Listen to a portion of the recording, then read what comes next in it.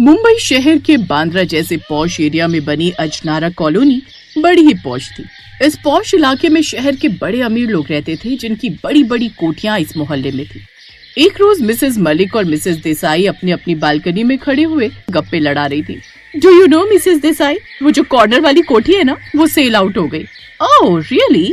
मेरे हस्बैंड तो कब से उसको खरीदने की फिराक में थे, लेकिन उसके ओनर ने उसकी वैल्यू कुछ ज्यादा ही लगाई थी, जो कि आउट ऑफ बजट था, तो इन्होंने प्लान कैंसिल कर दिया। ओह वैसे हम भी सोच रहे थे परचेज करने की, हमें बजट का भी कोई इशू नहीं था, लेकिन वो क्या है ना, इन्होंने एक नया बिजनेस स्टार्ट करने का प्लान किया है, तो सारी इन्वेस्टमेंट उसमें डाल दी। डोंट नो अब किसने खरीदा इसे।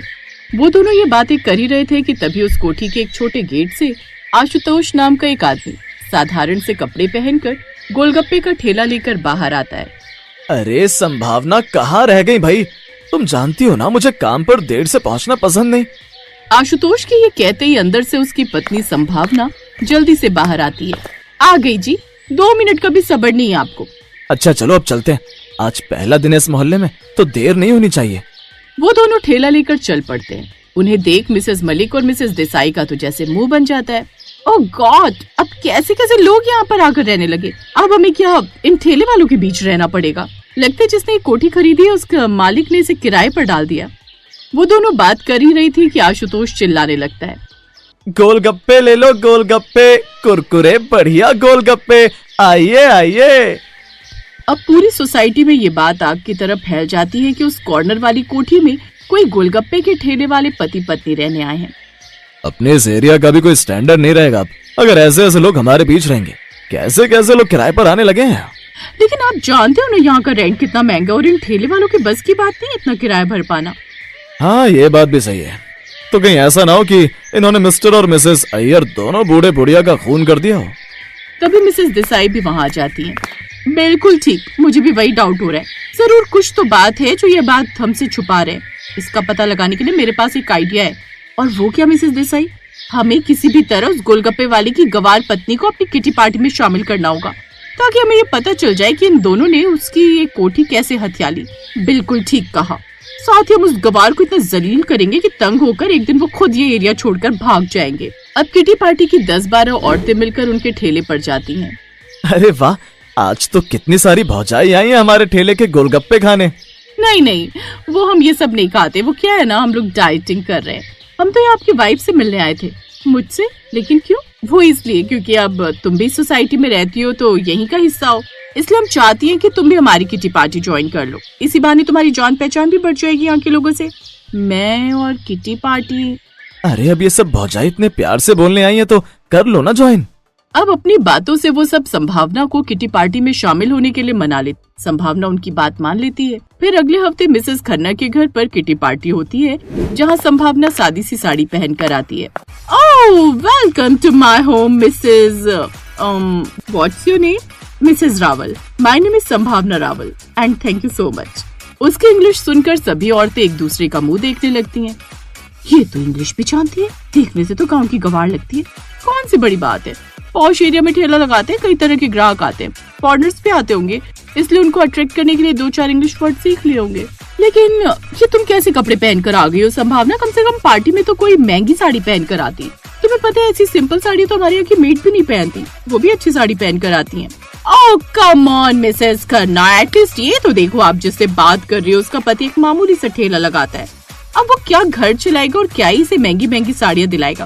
वो तो इसकी किस्मत अच्छी है जो यहाँ आकर रहने लगे, और हम अमीर लोगों के साथ इनका उठना बैठना हो गया। संभावना उनकी ये सब बातें लगातार सुने जा रही थी, लेकिन वो उनसे कुछ नहीं कहती। इसके बाद वो सभी पार्टी एंजॉय करती हैं। जहाँ सभी अमीर औरतें आपस में लगी हुई थी, वहीं संभावना एक कोने में बैठी हुई थी। कुछ देर बाद खाना सर्व किया जाता है। अरे ये क्या कर रहे हो तुम? उन मैडम को ये स्पून और फोक क्यों दे रहे हो?